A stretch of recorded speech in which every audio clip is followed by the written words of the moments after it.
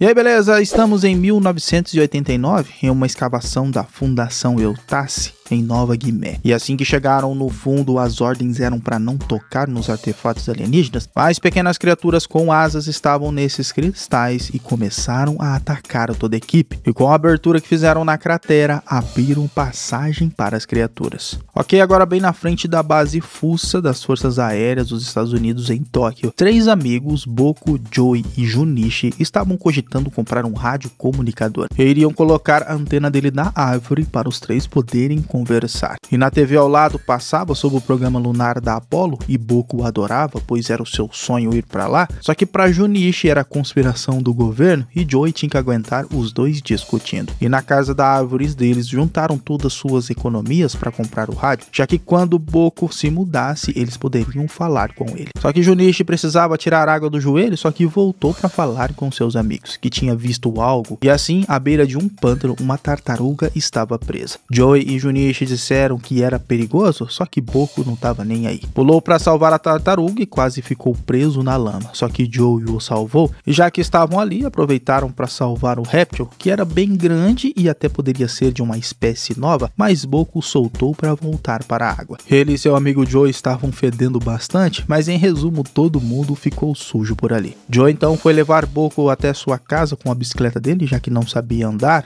e dali 2 semanas ele iria para uma escola nova e ficaria sem ver seus amigos. E assim que chegaram perto de sua casa, Boku voltou empurrando a bicicleta. Boku então chegou em casa meio com tédio e depois que sua mãe chegou não gostou de ver as roupas dele cheias de lama, pois provavelmente estava com garotos que ela não gostava. Mas disse a ele que quando ele fosse para a escola nova, ele teria que deixar aquelas amizades. Bom, seus amigos eram pobres, mas tinham suas vidas normais e na TV passava a notícia que pessoas foram atacadas por criaturas voadoras com dentes e garras. E em um beco da cidade de Shinjuku, policiais avistaram algo estranho no lixo, e ao se aproximarem eram as tais criaturas que além de atacar com lasers, devoravam suas vítimas. Ok, no dia seguinte os 3 amigos foram comprar o rádio na loja e Boku estava com a caixinha das economias. Porém, quando foram entrar na loja, esbarraram com alguns garotos norte-americanos e o valentão perguntou se eles sabiam do tratado entre Japão e os Estados Unidos, pois para os 3 passarem teriam que pagar tributos e impostos para eles. Os 3 amigos ficaram sem entender muito bem e os valentões ficaram lá zoando eles por serem asiáticos, mas em resumo Joey enfrentou o valentão, dizendo para ele sair de sua frente, mas aí os valentões levaram eles para um beco próximo. Começaram a bater em Joey e depois pegou a caixinha com as economias. E mesmo Boku chutando o valentão, ele levou um soco e depois os 2 apanharam feio dos garotos. Ficaram sem o dinheiro e voltaram tristes para casa, mas Boku era determinado. Diz que tinha demorado um ano para juntar toda aquela grana e não iria dar de bobeira, e iria fazer de tudo para recuperar o dinheiro. Então os 3 amigos concordaram e juntos começaram a armar um plano para recuperar o dinheiro dos valentões. E aí, vai encarar? Então depois de se prepararem, foram atrás de Brody, o líder dos moleques, e eles estavam em um fliperama com seus amigos. Eles já chegaram querendo enfrentar os valentões para eles devolverem o dinheiro que roubaram, então ali iriam sair na porrada, mas o prédio começou a tremer e quando saíram viram caças indo em direção ao centro de Tóquio. Brody disse que era uma guerra se encaminhando e subiram todos no prédio para ver o que estava acontecendo e caças estavam atirando em prédios e era justamente nas criaturas voadoras que devoravam pessoas e atiravam lasers. Só que um desses ataques com lasers cortou um dos caças e o outro pularam em cima e a molecada ficou lá de cima do prédio cogitando que eram aquelas criaturas. Mas Junichi disse que eram pássaros do trovão, criaturas alienígenas do bico longo, ferozes e poderiam atacar com lasers. Sabia disso, pois assinava revistas que falavam de kaijus. No entanto, as criaturas que estavam atacando os humanos ouviram algo e saíram voando. O general não estava sabendo como lidar com esses ataques e na base da fundação, caças foram enviadas. E era justamente a base onde guardavam pequenos artefatos alienígenas. O comandante Sasaki e a Major Enatsu eram das tropas terrestres da região de Shinjuku, todos prontos para atacar as criaturas assim que mandassem ordens. Mas como enviaram da parte americana caças para matarem as criaturas, que apesar de estar dando certo acertando mísseis nela, uma criatura gigantesca apareceu. Destruiu uma aeronave e agora todos iriam concentrar o ataque nela e a molecada só observava. No entanto, não demorou muito para todos os F-15 americanos serem abatidos e Brody já estava irritado com Junice falando na sua orelha. Disse que só iria embora depois que desse uma surra nos três, mas nesse momento um dos pássaros do trovão estava bem atrás dele e todos começaram a correr da criatura e a sorte dos três amigos que a criatura ficou presa no painel de energia do prédio. Já o general pediu reforços de todas as bases do Japão e parece que em Washington não queriam colaborar, mas eles iriam se virar assim mesmo e os três amigos entraram no fliperama para se esconder das criaturas, mas o barulho fez atrair mais uma. E aí já estavam achando que iriam morrer, mas um poderoso ataque vindo do lado de fora acabou com as criaturas e assim os três amigos saíram dos escombros do fliperama.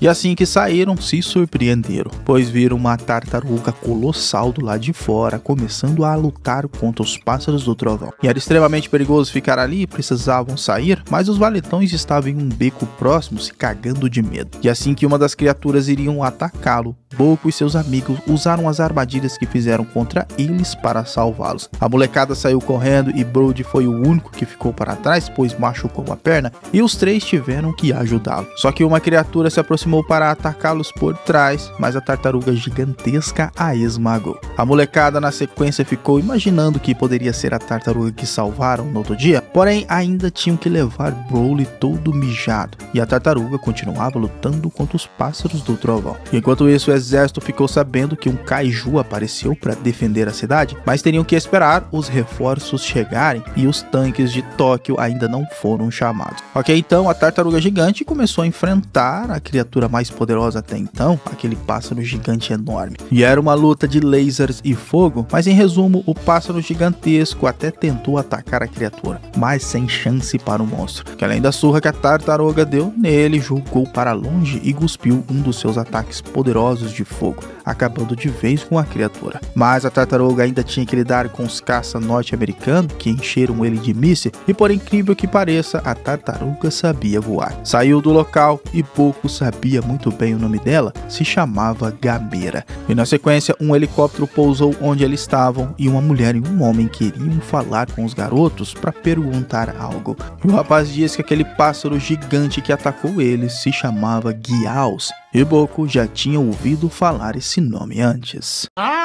Ok, uma noite antes, na base da Fundação Eustace, Emiko e Tasaki analisavam os ovos de kaiju e pareciam estar vivos ainda. No entanto, o Sr. Tasaki foi informado que criaturas voadoras estavam atacando a cidade e precisavam proteger as pessoas, e os ovos alienígenas poderiam esperar. Já Boco e seus amigos acabaram ganhando um comunicador, só que não foram só os três, Broly também ganhou e fazia parte do time agora, mesmo Joey não gostando, e o lance que assim que chegaram na base do exército, Brody foi confrontado pelo general Osborn, pois era filho dele, e o Sr. Tasaki levou eles para conhecer a base, explicando que a fundação produzia e estudava formas alternativas de energia, e há 10 anos atrás, em uma escavação atrás de recursos, se depararam com o fóssil de um kaiju, um animal extremamente gigante, e chegaram à conclusão que era perigoso demais para os homens, pois acharam um cadáver dentro do animal, e estavam estudando mais a fundo, porém em uma missão extremamente secreta, até que um Gaiaros, a criatura voadora, deu as caras, e agora várias delas estavam pela cidade, e eles eram bem suscetíveis a devorar crianças. E o que intrigava eles era que uma tartaruga gigante estava defendendo os garotos, e ainda não sabiam se era perigosa ou não. E como ainda não tinham dado o nome, Boco sugeriu Gamera, e a senhorita Emiko achou muito bom e iria passar para o exército. Então foram dispensados e ganharam os comunicadores tecnológicos para ajudarem a salvar a cidade. Isso deixou Boco muito agitado, mesmo tendo que estudar. Queria ir com Brody, já que estava incentivando os moleques a saírem para acharem mais kaiju. Só que Joe era o único que não gostava dele, fora que ele ainda estava devendo uma grana para os garotos. Ok, na base houve uma explosão onde estavam os ovos de kaiju e a estação ficou totalmente destruída. Parecia que algo escapou para os esgotos e as criaturas estavam ali, só que os técnicos não perceberam. Foram os dois atacados e devorados pelas criaturas. O general Osborn se mostrou arrogante, pois os ovos eclodiram e agora essas criaturas invadiram os esgotos, só que ele também não fez sua parte. Como não cuidar dos canais de contato, agora toda a cidade estava vulnerável. Mas enquanto brigavam, Brody tinha ouvido ouvido seu pai de manhã falar sobre kaijus que tinham escapado para o esgoto. E ele então chamou os outros 3 para irem com ele, e mesmo sendo perigoso, a curiosidade foi maior e entraram os 4 para procurar os kaijus. Enquanto a cidade havia uma evacuação por causa justamente desses kaijus, o comandante Sasaki ainda continuava de prontidão com seus tanques.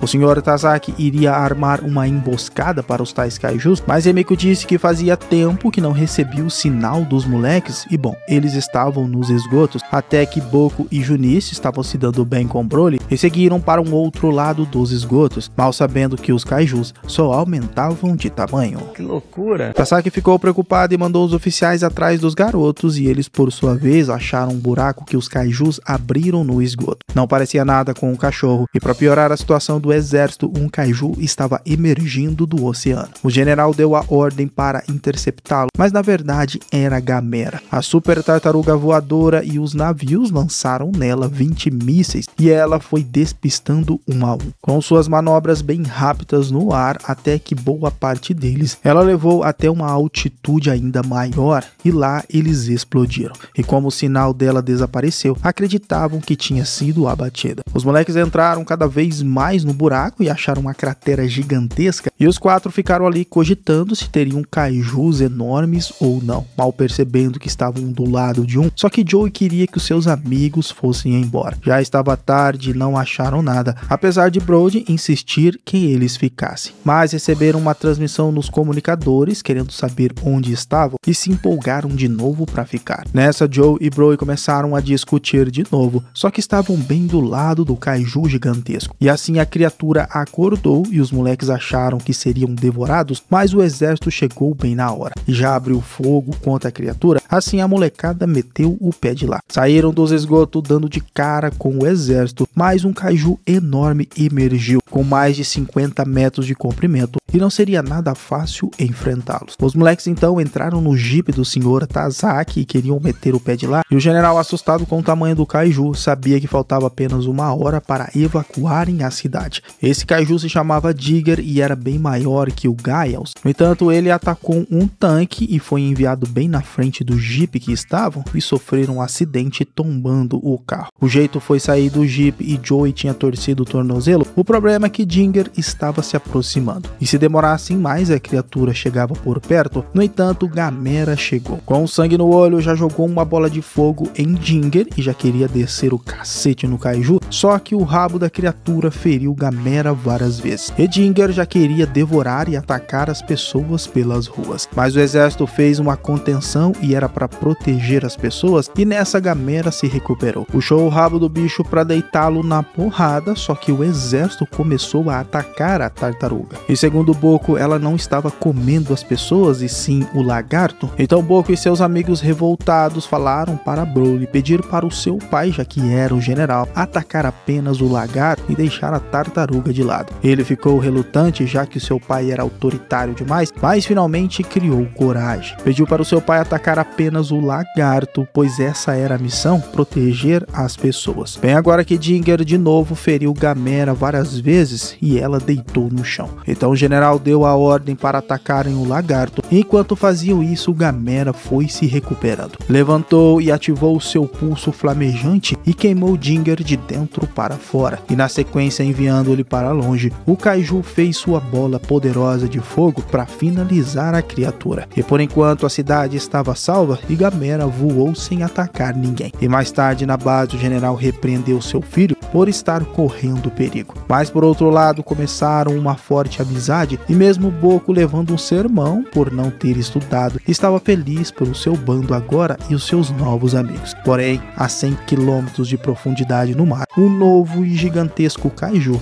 surgia nessa batalha.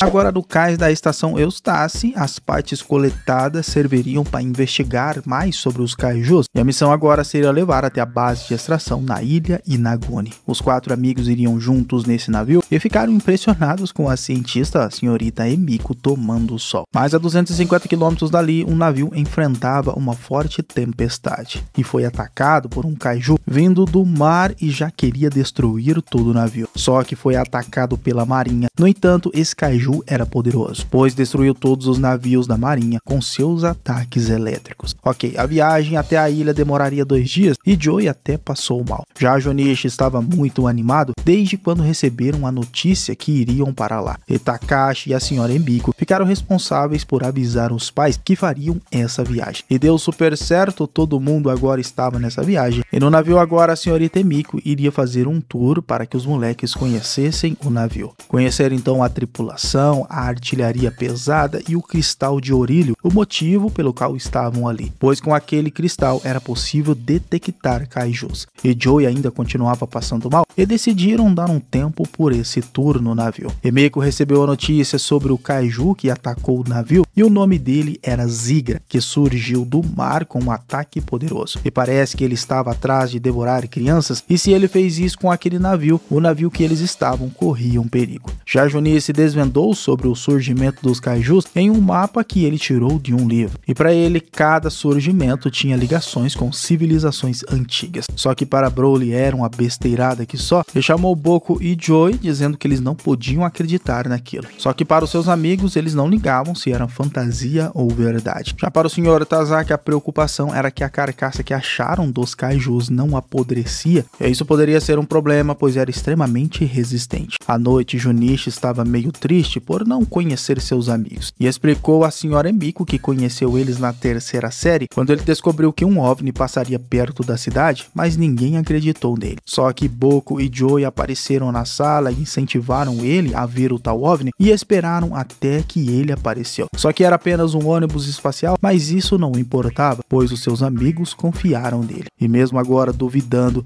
Emiko disse que eles realmente eram seus amigos. E como ela não tinha amigos, Junichi se ofereceu para ser. E até que ela gostou da ideia, só que o alarme de emergência tocou no navio. E parece que Zigra estava a caminho daquele navio e para piorar, ele lançava mísseis de energia estática e teriam que desviar para não serem destruídos. O capitão então lançou mísseis poderosos no kaiju e isso fez com que Zigra ficasse no lugar. Então usaram no navio propulsão eletromagnética e o navio ganhou muita velocidade. Só que mesmo com toda aquela velocidade, Zigra acordou e usou o poder elétrico dos mísseis para se mover. Estava chegando em alta velocidade e descobriram que Zigra usou a energia dos mísseis para ficar mais rápido e poderoso. E com isso o Sr. Tazaki pirou e já achou que iria morrer e queria fugir de helicóptero daquele navio, mesmo sendo extremamente perigoso, só que não teve jeito, pois o helicóptero foi destruído por um ataque de Zigra. E agora só um milagre para se salvarem e nesse momento Gamera apareceu, impediu o ataque de Zigra e todos correram para dentro do navio, enquanto Gamera e Zigra dentro do mar saíam na porrada. Gamera então levou Zigra para as profundezas, só que esse kaiju tinha um rabo gigantesco e foi com ele que ele conseguiu se soltar de Gamera. E agora nadando em alta velocidade pelas profundezas, o jogo virou e agora era Gamera que era atacado com seus ataques elétricos e sua super velocidade. Já no navio o plano de fuga foi um submarino e iriam distanciar o mais longe possível dos dois kaijus. A luta continuava e Gamera agora levando a pior, fez o seu ataque de super explosão de choque que foi tão poderoso que além de pegar em Zigra também pegou no submarino. E Gamera acabou caindo nas profundezas enviando uma onda de rádio captada pelo submarino.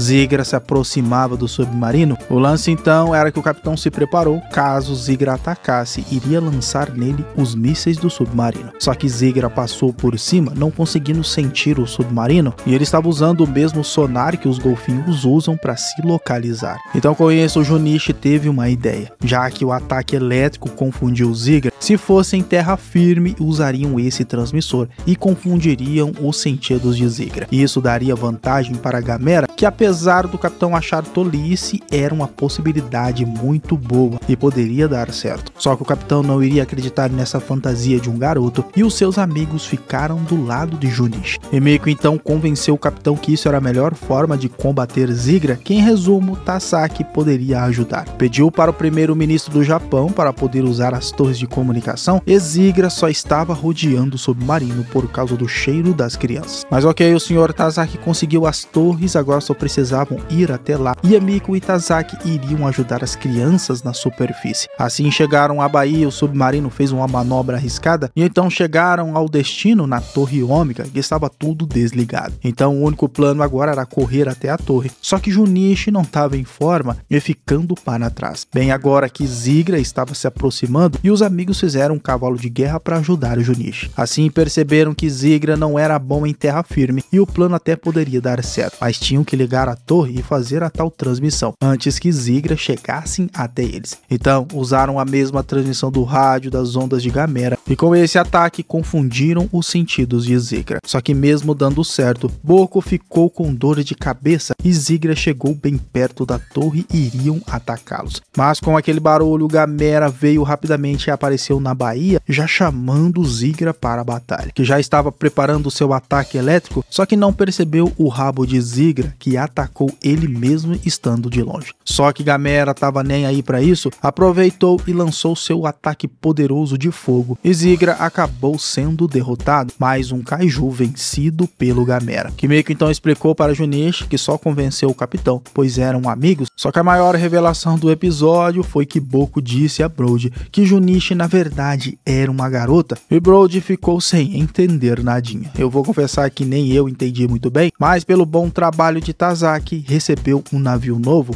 para continuar a extração do cristal. Ok, agora com o navio novo, a carga era muito importante, pois o cristal de Orillion serviria contra os kaijus. Só que o Sr. Tazaki começou a perceber que a carcaça do kaiju não apodrecia perto do cristal, que antes estava apodrecendo até no vácuo. E era uma surpresa para os dois, e Brody, depois de descobrir que Junichi era uma garota, começou a se interessar por ela. Ok, já os cientistas que analisaram Zigra tiveram uma surpresa. Do nada na região, um terremoto aconteceu e um novo kaiju apareceu, destruindo tudo com sua cabeça de lâmina, e além de ser feroz, era muito poderoso. A mãe de Boku já estava muito preocupada com seu filho, e o general não entendia o porquê tantos kaijus continuavam a aparecer. E o primeiro-ministro agora estava reforçando as defesas do Japão para que as pessoas não perdessem as esperanças, e movimentou os tanques para uma cidade chamada Nara. Então o Sr. Tazaki, Emiko e os garotos chegaram na base de extração da fundação, e a molecada já ficou impressionada com o tamanho da base de pesquisa, que até um ônibus espacial tinha. E Emiko explicou que aquele foguete era para ir à lua e ia uma vez por mês levar suplementos para a base. Porém Joy era o único que queria voltar para casa, pois ele trabalhava em um jornal para ajudar em casa, pois seu pai tinha problemas com bebidas e não podia ficar muito tempo fora. Mas Boku tentou convencê-lo que iriam fazer apenas exames e ajudar a fundação, e depois iriam embora. Só que Joy continuava chateado. Já o Sr. Tazaki queria saber o porquê o grupo de crianças continuava a ser atacadas por kaijus, e por que a carcaça do kaiju apodrecia mesmo estando no vácuo, e por que o cristal, o Orillion que trouxeram, impedia isso. Bom, os diretores da fundação não responderam e disseram que o trabalho dele era descobrir como contra-atacar os kaijus, descobrir qual energia eles usavam para ficar enormes e proteger os humanos desses monstros, fugindo das questões de Tazaki. Então ele apenas agradeceu e foi embora. E os garotos passaram por exames psicológicos e depois de sangue, e assim acabaram os testes. Só que Joy de novo queria discutir com Boku para ir embora, e também que este tal de Gamera não protegeu coisa nenhuma. Só que para Boku sim, ela protegeu contra Zigra, Jiagger e Gyaos, e se outros kaijus aparecessem, Gamera estaria ali. Então para cortar aquela discussão, Junichi pediu para Emiko levá-los para ver o resto da base, e ela mostrou o Virus, o primeiro e gigantesco kaiju que a fundação encontrou, e ele tinha mais de 100 mil anos. E o tal cristal de Orillion, que na verdade dava energia para os kaijus, pois dentro deles tinham esse cristal. Só que quando esse Orillion se apagava, o kaiju, além de morrer, se desintegrava, mas com Virus era diferente, pois ele não tinha esse cristal dentro dele e era apenas uma múmia. E Tazaki precisava falar com Emiko. Então os adolescentes foram para os seus quartos, e de novo Joy começou a dar piti, pois aquilo parecia ser bom demais, e o Sr. Tazaki Tazaki disse a Emiko que outro kaiju apareceu e devorou Zigra, só que a fundação estava escondendo algo e ele iria se demitir e queria que Emiko fosse com ele para achar respostas sobre o que estava acontecendo. Que em resumo, os garotos realmente estavam presos no quarto e Tazaki realmente iria embora só esperando o helicóptero chegar. E Joey discutiu com Boku de novo, pois Boku estava cansado dele tratar ele como um irmão. Só que dessa vez de novo Joey iria dar um jeito de sair daquele quarto e Junichi sentiu que algo estava errado e iria com ele. Entraram pelo duto de ar e ali resolveram escapar e Boku ficou meio chateado e depois disso contou para Brody como conheceu o Joey, que quando ele estava na primeira série, o irmão dele morreu em um acidente junto com a mãe. E desde então seu pai tem problemas com bebida e ele sempre teve que dar um jeito de trabalhar para ajudar a casa. E eles se conheceram quando um valentão foi defender Boku, só que Joey acabou fazendo xixi nas calças, mas essa situação engraçada foi que ficaram amigos. E depois dessa história iriam atrás deles, só que houve um tremor e de novo na base apareceu um kaiju. Já acabando com a esperança do Sr. Tazaki de ir embora, Yamiko explicou que o nome daquele kaiju era Guiron e foi ele que a fundação encontrou em uma mina abandonada. Enquanto isso, as crianças estavam presas nos tubos de ar e Guiron passava o cerol fininho nas armas da fundação. Ele estava farejando algo, claro, as crianças, destruindo tudo que encontrava pela frente. E nessa, Emiko ficou presa nos escombros do prédio e Joey e Junichi ainda estavam presos nos tubos, só que ouviram seus amigos e agora achariam uma forma de sair. Enquanto isso, Guiron continuava seu ataque feroz até que cortou o prédio e Junichi e Joey caíram dos tubos, destruindo metade do prédio com sua lâmina poderosa e parece que achou seu alvo quando olhou para Boku e Brody. Só que bem nesse momento ela apareceu. A super tartaruga gigante Gamera com seu ataque de fogo protegendo os garotos e já queria deitar o tal Guiron na porrada. Só que ela tinha que lidar com sua super lâmina poderosa e afiada e Boku correu atrás de Joey e Junichi. Mesmo com a agilidade da baita lâmina, Gamera usou seus ataques de energia e fogo, só que não surtiram efeito sobre Guiron. O navio já estava quase não aguentando e iria afundar e o Sr. Tazaki foi salvar Emiko dos escombros. Então Guiron começou a lançar seus ataques elétricos em direção a Gamera, só que queria acertar o prédio e ela estava protegendo os garotos. Só que Guiron lançou um ataque de lâmina bem no olho de Gamera e na sequência com seu super ataque cortou o braço de Gamera. E Boku com sua forte ligação psíquica com Gamera sentiu o ataque e caiu do prédio,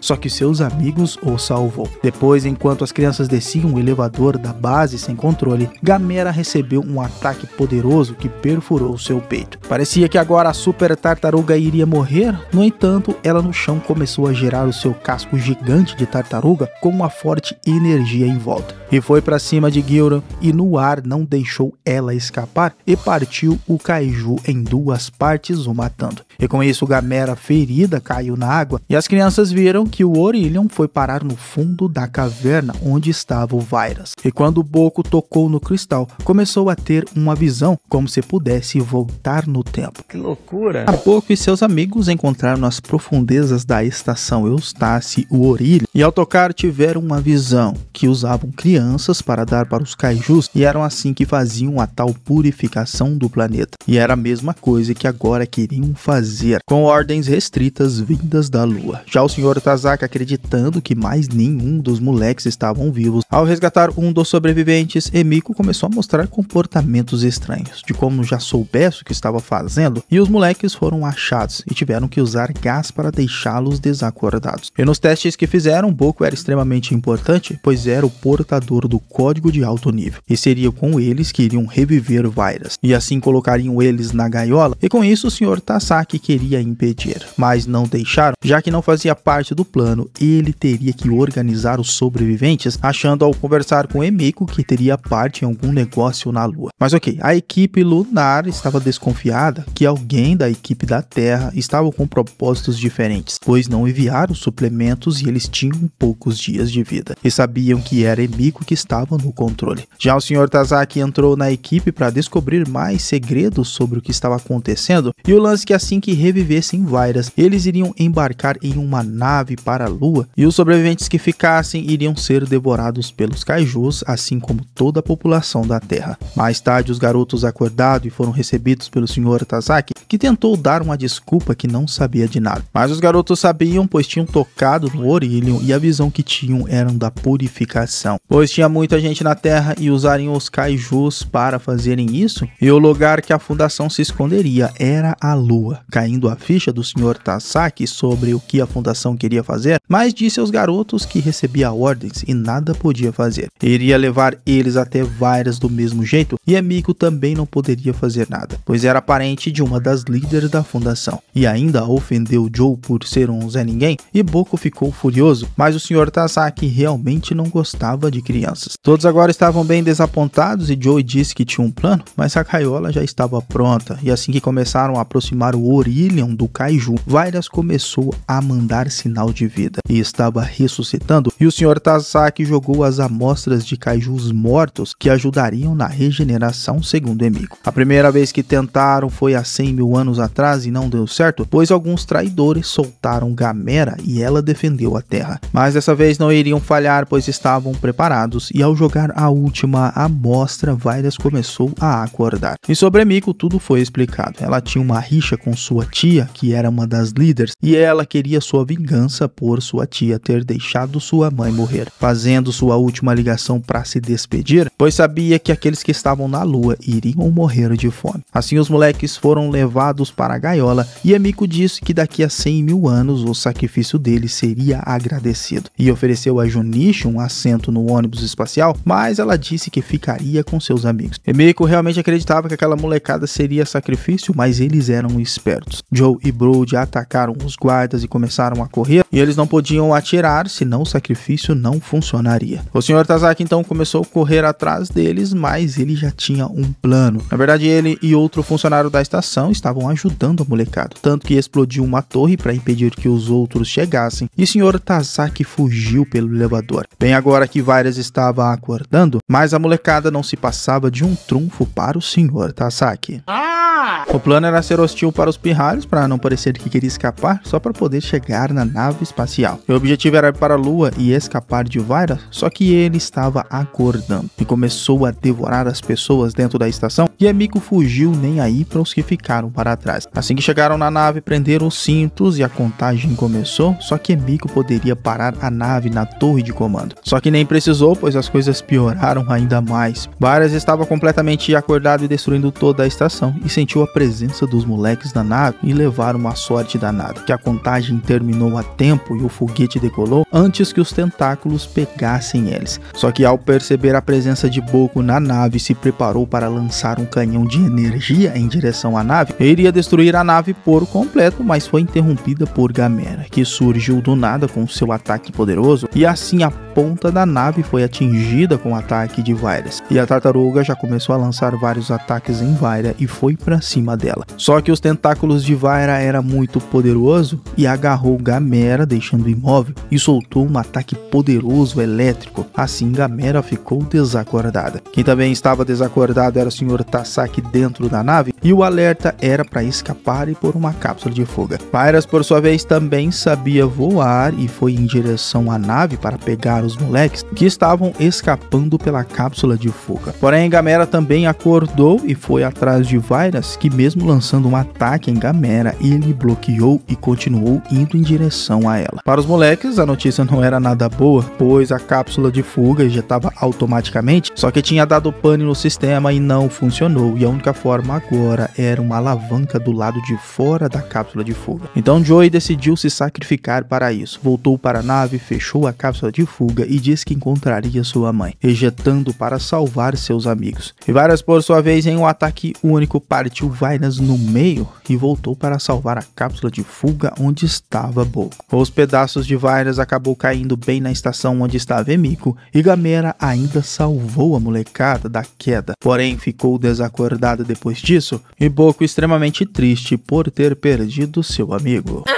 Na estação da fundação, Emiko conseguiu sobreviver, mas por pouco tempo, pois um pássaro do trovão minúsculo, que se tornaria um kaiju chamado Gyaos, cortou a parede e apareceu para ela, e sem piedade foi para cima de Kimiko e a devorou. Já Boku estava desolado por ter perdido seu amigo, contando para Gamera que era para ser apenas umas férias de verão, mas acabou perdendo seu melhor amigo. Já o Sr. Tasaki já viu a oportunidade de ir embora, mas os garotos queriam que ele ajudasse, tanto a salvar Gamera quanto o planeta, pois ela era a única chance do planeta sobreviver dos kaijus. E Gamera também tinha uma forte ligação com Boku, pois toda vez que ele sofria perigo, a Gamera aparecia para protegê-lo. Então o Sr. Tasaki pegou seu comunicador e iria fazer uma ligação, e pelo país não se ouvia mais falar dos kaijus, apenas a destruição deixada. O general foi falar com a mãe de Boku, que não podia dizer nada onde ele estava, mas ele estava em uma missão para proteger o planeta Terra, que iria além da compreensão deles. Já o pessoal na Lua acreditava que Gamera estava morta e que Gyaos cuidaria da purificação do planeta. Já o Sr. Tasaki chamou o primeiro-ministro do Japão, mostrou a ele a gravação de Emiko que desmascarava a corporação, dizendo que Gamera era a única chance que tinham para defender o planeta contra os kaijus. Ele precisaria da ajuda de cientistas para recuperar o corpo dela, para ela voltar à vida. Assim, o exército foi movimentado e reuniu alguns cientistas e pesquisadores para poder salvar Gamera. E eram ordens do primeiro-ministro como prioridade salvar Gamera e o exército proteger ela a todo custo. Já Boku estava na praia lembrando de todos os momentos bons que tiveram com seus amigos, mas agora nesse desafio final, Joe não estavam com eles. Já os cientistas disseram que o cristal, o Orillion, era a fonte de energia de Gamera, mas não sabiam como usá-la. E bem nesse momento, Gamera teve uma parada cardíaca e Boku uma visão dos povos antigos que salvaram Gamera usando o cristal, colocando dentro de um artefato. Junichi então desenhou para descobrirem o que era, dizendo que emitia um barulho enorme. Colocaram no casco de Gamera e ela recuperou a vida. Então talvez seria um amplificador acústico, mas enquanto isso Gyaos já estava enorme, só que ainda não sabia voar, mas se adaptou muito bem pela água e estava vindo em direção a Gamera. Já os cientistas descobriram a onda sonora certa no amplificador com o Orillion. Assim o corpo de Gamera já estava se regenerando aos poucos e em 4 ou 5 horas estaria completamente regenerado. Porém Gyaos estava vindo e o exército já estava se preparando para atacar o kaiju, só que mesmo lançando mísseis não surtiu qualquer efeito, pois dessa vez Gyaos estava gigantesco, bem maior do que o outro que Gamera enfrentou, fora que os ataques a lasers eram muito poderosos. Mas os tanques do exército estavam ganhando tempo, atacando e desviando dos ataques com a estratégia certa, acreditando que tinha achado o ponto fraco no pescoço, mas isso só estava enfurecendo ainda mais Gyaos, que aumentou seu poder de fogo e iria destruir os tanques. Então o general tentou despistar o kaiju, mas com um ataque certeiro deixou o tanque imóvel. O comando, vendo o perigo que estavam correndo, queria recuar, já que Gamera ainda não estava recuperada. Mas Boku teve uma ideia de servir como isca para Gyaos, saindo correndo da base para a praia, chamando Gyaos desesperadamente para que tirasse o foco dele de Gamera, e com isso os sinais vitais de Gamera mudou. Gyaos, atraído por Boku, estava o encurralando em um barranco, só que Gamera apareceu, atacou Gyaos com seus poderes de fogo, e mesmo sem um braço e se recuperando, iria defender Boku. Brabo! Ok, assim a luta começou e Gyaos estava dando seu ataque de laser em Gamera, mas sem sucesso. Gamera contra-atacou com um super choque, deixando Gyaos fraco, e iria usar o seu poderoso ataque de fogo. Só que nesse momento Gyaos estendeu sua língua, agarrando a boca de Gamera e jogando dentro do estômago de Gamera um ataque poderoso de veneno. Assim Gamera estava ficando cada vez mais fraco e iria morrer. Só que o tanque do comandante, que estava escondido, começou a atacar Gyaos, e na sequência teve um ataque poderoso aéreo do general pai de Brody, que ouviu a mãe de Boku e decidiu ajudar. Gyaos deu bobeira e abriu a boca,